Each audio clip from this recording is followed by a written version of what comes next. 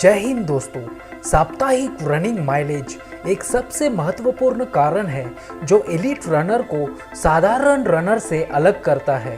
सभी इलाइट धावक जैसे कि Eliud Kipchoge, Indian elite marathon runners Nitendra Rawat, Gopi T आदि फाउंडेशन या बेस फेज के दौरान लगभग 160 किलोमीटर से 240 किलोमीटर प्रति सप्ताह की उच्च मात्रा के साथ ट्रेनिंग करते हैं। यहाँ तक कि मध्यम धुरी के धावक जैसे कि 1500 मीटर और 5 किलोमीटर धावक प्रति सप्ताह लगभग 120 से 150 किलोमीटर की उच्च मात्रा के साथ प्रशिक्षण करते हैं। उच्च रनिंग माइलेज हमारे रनिंग इकोनॉमी को सुधार करता है, एक मजबूत एरोबिक आधार बनाता है, कैपिलरीज और माइटोकॉन्ड्रिया को बढ़ाता है जो मानव शरीर में एनर्जी उत्पादक सेल्स है। चलो शुरू करते हैं 7 प्रो टिप्स जो आपको रनिंग माइलेज बढ़ाने में मदद करेंगे।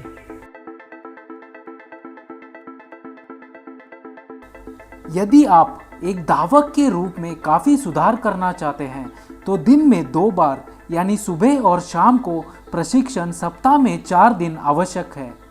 मुख्य कसरत सुबह में की जा सकती है और शाम का सत्र छोटा होना चाहिए जिसमें आमतौर पर लगभग 20 से 30 मिनट तक का इजी रनिंग होता है। कुछ स्ट्राइड्स और कोर स्ट्रेंथनिंग किया जाता है। बाकी के 2 दिनों में आप लॉन्ग रन्स कर सकते हैं और सप्ताह के 1 दिन में आप रेस्ट ले सकते हैं।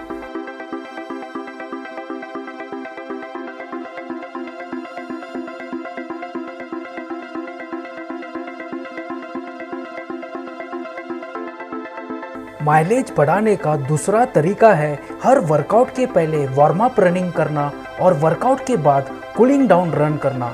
यदि आप हर वर्कआउट में 10-10 मिनट का भी वार्मिंग अप और कूलिंग डाउन रनिंग करते हैं तो आपके एक सत्र में 3 से 4 किलोमीटर रनिंग जुड़ जाएंगे और आपके टोटल साप्ताहिक माइलेज में 30 से 40 किलोमीटर जुड़ जाएंगे। हमारे माइलेज में बढ़ावत करने के अलावा वार्म अप रनिंग से इंजरी नहीं होती और वर्कआउट के बाद किए जाने वाले कूलिंग डाउन रनिंग से भी इंजरीज नहीं होती और रिकवरी शुरू हो जाती है।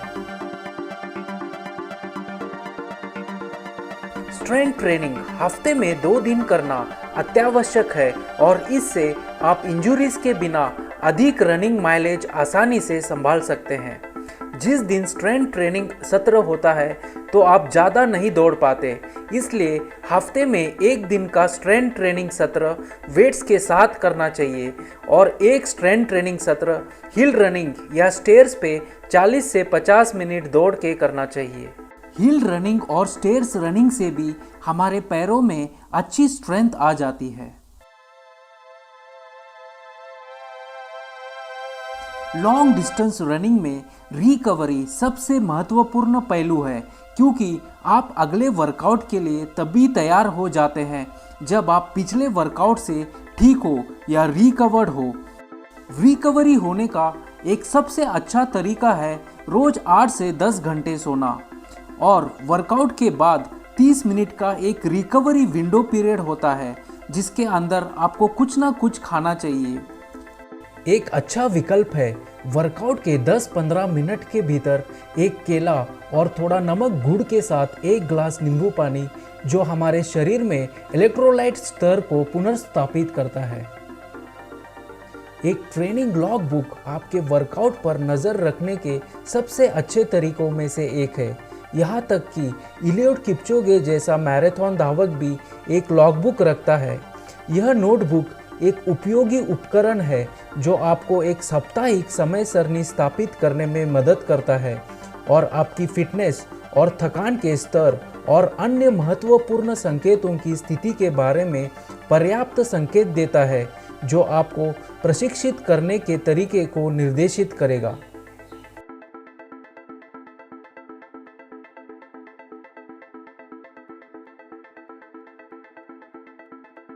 बेस चरण के दौरान अधिकतर रन धीमी गति से करने चाहिए या मध्यम गति से करने चाहिए।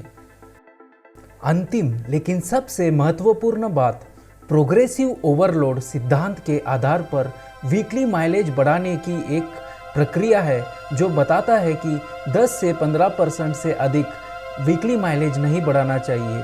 उदाहरण के लिए, यदि आप वर्तमान में प्रति सप्ताह 50 किलोमीटर दौड़ रहे हैं तो अगले सप्ताह 60 की कोशिश करें और उसके बाद के सप्ताह में 70 किलोमीटर तक आप वीकली माइलेज बढ़ा सकते हैं।